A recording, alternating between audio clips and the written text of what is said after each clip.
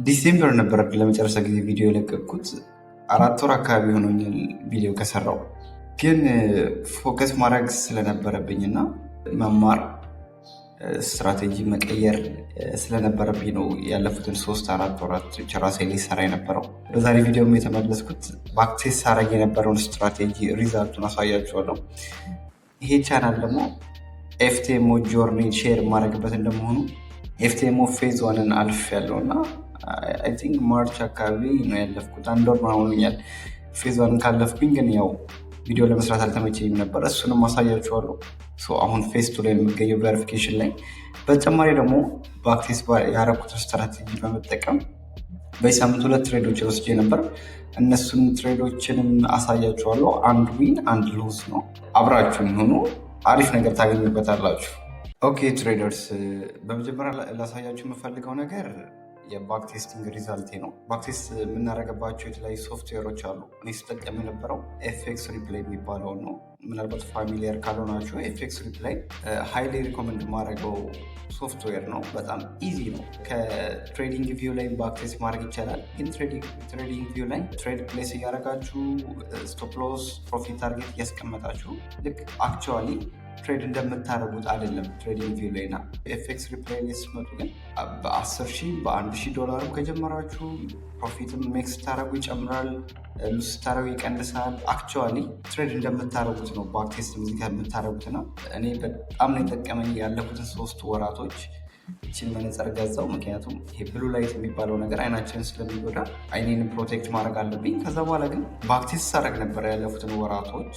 ስትራቴጂ ቀይር ያለው እሱንም ማሳያችኋለሁ። ምናልባት ፋሚሊያር ካልሆናችሁ ከኤፍኤክስ ሪፕላይ ሃይሊ ሪኮመንድ አደርጋችኋለሁ። $35-34 ነው በወር።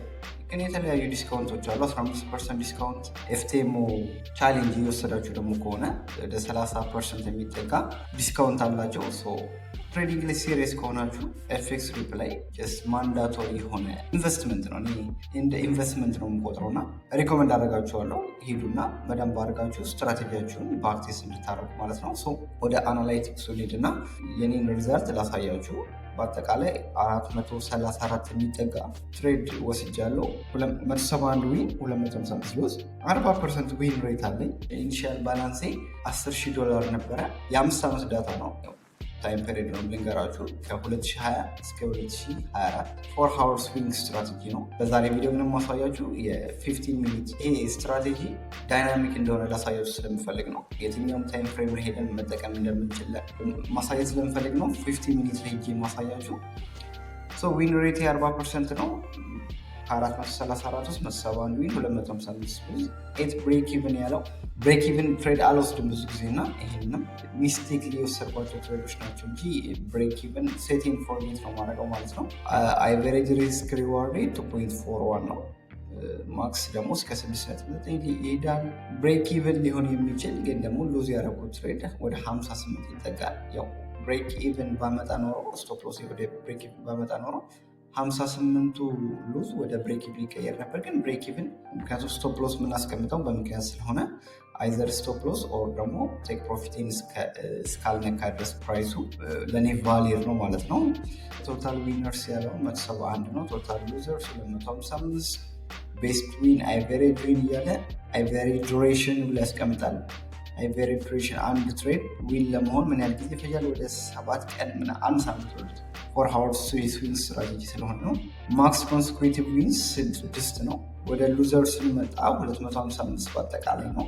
ኤቨሬጅ ዱሬሽኑ እዚህ ጋር እንደምታዩት ይቀንሳል ማለት ነው። ምክንያቱም ሪስክ ሪዋርዴ 1% ሪስክ አድርጌ 2.45% ነው ፕሮፊት ሜክ ማድረገው። ወደ 2.45 ፕራይስ ለመሄድ የሚወስደው ጊዜ ኦብቪየስሊ ይጨምራል ማለት ነው። ኤቨሬጅ ኮንስኩቲቭ ሉዝ እዚህ ጋር ብሎ ያስቀምጠው 11 ነው። ይህንንም በደንብ አድርገን እንድንረዳ ዲፕ አናላይቲክስ ይሰጠናል። ቶታል ትሬድ እዚህ ጋር ምን ያህሉን ሎንግ ሄጅ አለው ምን ያህሉን ሾርት ሄጅ አለው የሚለው ነገር እዚህ ጋር በምታዩት መልኩ በጣም ተቀራራቢ ነው። 50.7% ሾርት ትሬድ የሄድኩት ነው። 49.3% ደግሞ ሎንግ ትሬድ የሄድኩት ነው። ዊን ሬቴ እዚህ ጋር ዊን ሬቴን አስቀምጦልኛል። ሎንግ ትሬድ 41%፣ ሾርት ሬት 39% ነው ዊን ሬት። ዊን ሬት በሴሽንም አስቀምጦናል። ለንደን ሴሽን፣ ኤዥያ፣ ኒውዮርክ ቶታል ትሬድ እያንዳንዱን የሚያስቀምጥላችሁ። ፐርፎርማንስ ባይ ታይም የትኛው ታይም ላይ ነው አሪፍ ሪዛልት ያለኝ፣ ፐርፎርማንስ ባይ ደይ። ይሄ ደግሞ ለስዊንግ ትሬድ ዴይ ትሬደር ደግሞ ከሆናችሁ እነዚህ ይሄ ፐርፎርማንስ ባይ ታይም እና ፐርፎርማንስ ባይ ደይ በጣም ወሳኝ ናቸው። ሰንደይ ብሎ ያስቀመጠው ያው የታይም ዞን ዲፈረንስ ስላለን አሜሪካ ላይ የሚከፈተው ሰንደይ ነው። እኔ ደግሞ የምኖርበት ሀገር ላይ ከሰኞ ጀምሮ ነው ትሬድ ማድረግ የምንጀምረው እና እዚጋ ሰንደይ የሚለውን ኔግሌክት ማድረግ ትችላላችሁ እንዳላችሁበት ቦታ ስለሚወሰን። ሰኞ 25.4% ብቻ ነው ዊን ሬት ያለ እያለ ነው። ማክሰኞ ወደ 55.8%፣ 56% ማለት እንችላለን።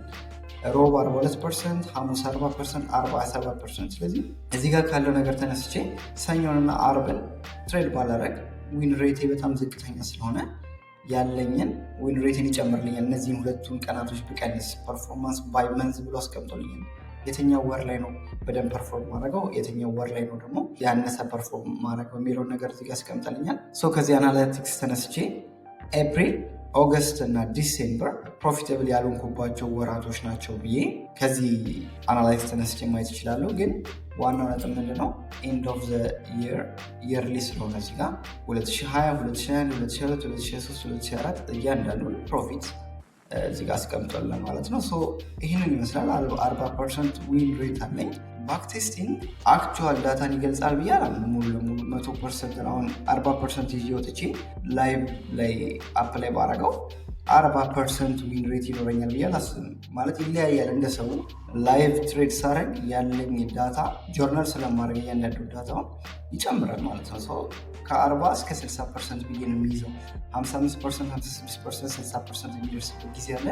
በዛው መጠን ደግሞ እንደ ማርኬት ኮንዲሽን እንደ ታይሙ እንደ ጊዜው እንዳልኳቸው ዲሴምበር ላይ ያለኝ ዊን ሬት እና ኦገስት ጁላይ ላይ ያለኝ ዊን ሬት ይለያያል ማለት ነው። በዛ አማካኝነት ከ40% ይበልጣል የዚህ ስትራቴጂ ዊን ሬት ማለት ነው። ምክንያቱም ባክቴስ ሳረግ ስለማይሆነው በአንድ ቀን ቁጭ ብዬ 4 ሰዓት 5 ሰዓት ባክቴስ ስለማረግ የመጀመሪያው 1 ሰዓት ላይ ባክቴስ የማረግበት ኢነርጂ ላይ እየቀነሰ ይመጣል። ፎከስ የማረግበት ሌቭል እየቀነሰ ይመጣል። በተቀመጥኩበት ቁጥር 2 ሰዓት 3 ሰዓት 4 ሰዓት ስትቀመጡ የመጀመሪያው ሰዓት ላይ እንደነበራችሁ አይነት ሞቲቬሽን ላይኖራችሁ ስለሚችል ያም ዊን ሬታችሁን አፌክት ያደርገዋል ማለት ነው።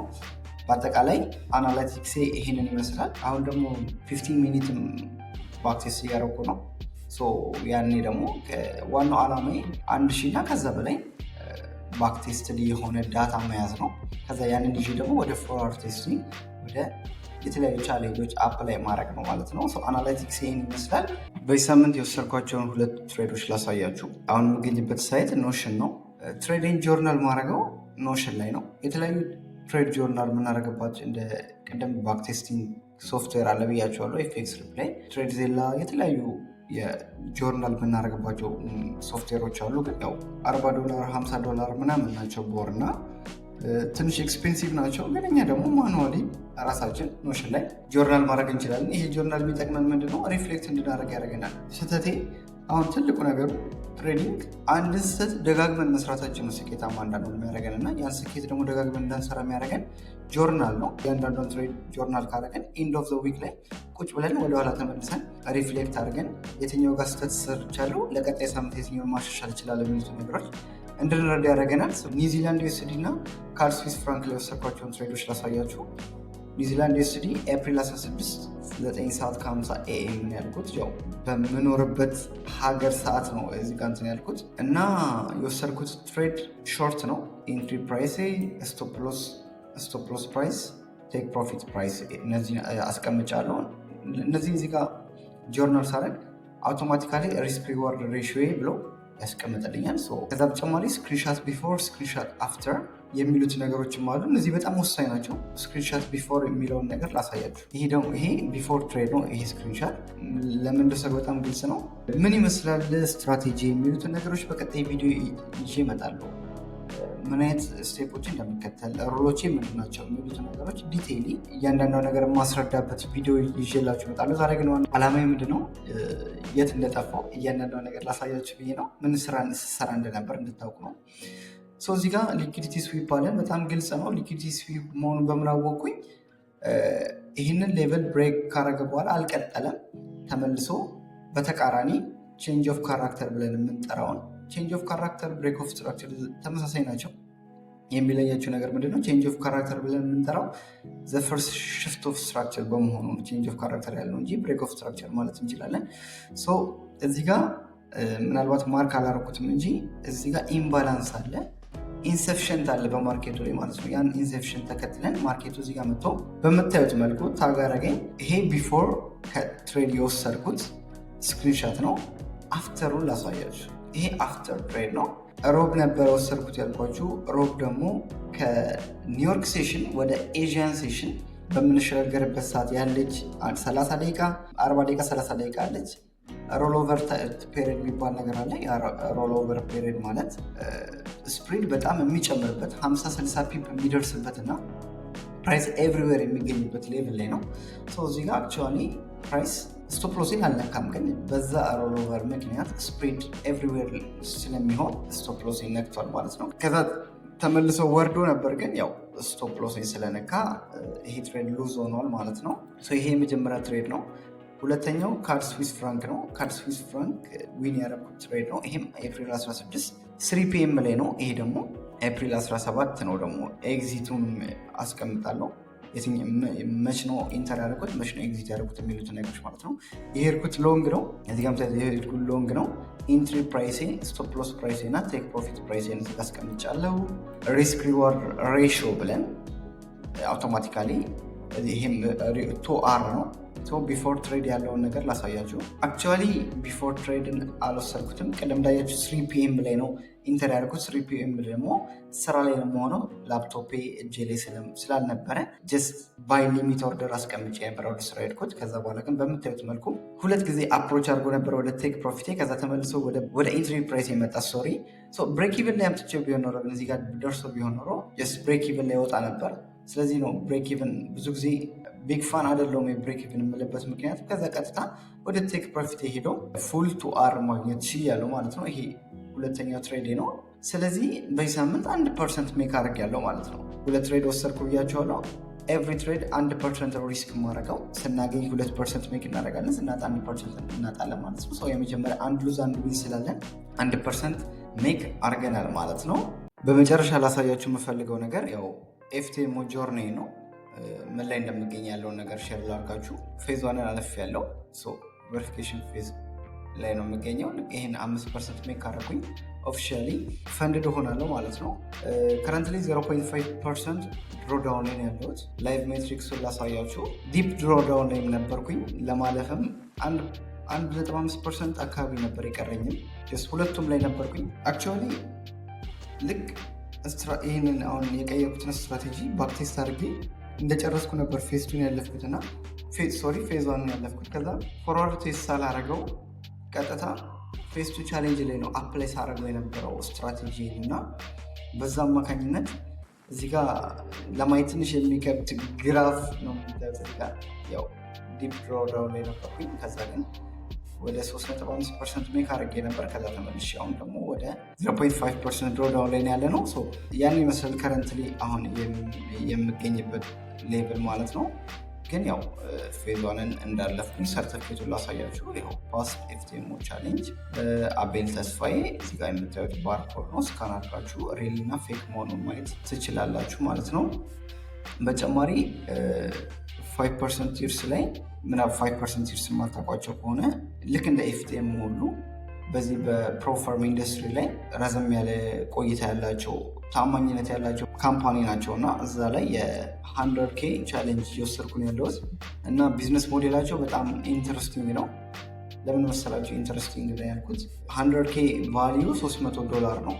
$300 ግን መክፈል አይጠበቅባችሁም። 3 ፌዝ ነው። የ3 ፌዝ ቻሌንጅ ነው እየወሰድኩ ያለሁት። የከፈልኩት $95 ብቻ ነው። መጀመሪያ የ$25,000 ዴሞ ቻሌንጅ ነው የምትወስዱት። ያንን 6% ሜክ ማድረግ አለባችሁ። ያንን 6% ሜክ ስታደርጉ ወደ ፌስ ቱ ታልፋላችሁ። ፌስ ቱ ላይ $50,000 ዴሞ ይሰጣችኋል። $50,000 ቻሌንጅ ይሰጧችኋል። ያንን ስታልፉ 6% ሜክ ስታደርጉ ፌስ 3 ላይ $100,000 ቻሌንጅ ይሰጧችኋል። ያንን 6% ሜክ ስታደርጉ ኦፊሻሊ ፈንድር ትሆናላችሁ። $205 ትከፍላላችሁ ማለት ነው። ከዛ $100,000 አካውንት ትቀበላላችሁ። ፈንድ ሆናችኋል ማለት ነው። ግን ፌዝ 2 ላይ ፌዝ 1 ላይ ፌል ብታደርጉ $95 ብቻ ነው የምትከስሩት ማለት ነው። ስለዚህ እኔ በጣም ተመችቶኛል። ኢንተረስቲንግ የሆነ ቢዝነስ ሞዴል ነው። በዛ አማካኝነት ያንንም እየወሰድኩት ነው የሚገኘው 5% ይርስ ላይ። ስለዚህ ኤፍቲኤምኦ ቻሌንጅ ላይ እና 5% ይርስ ላይ ያለኝን ጆርኒ በዚህ አጋጣሚ ሼር አደርጋችኋለሁ ከዚህ በኋላ የሚለውን ነገር ልንገራችሁ ብዬ ነው። የዛሬ ቪዲዮ ይህንን ይመስላል። እንዳልኳችሁ ስትራቴጂ ምን እንደሚመስል በሚቀጥሉት ቪዲዮዎች ይዤ የመጣው ሼር አደርጋችኋለሁ። የዛሬ ዋናው የዚህ ቪዲዮ ዓላማ ያለፉትን ወራቶች ምን ሳደርግ እንደነበረ ያለውን ነገር ለማሳየት ነው።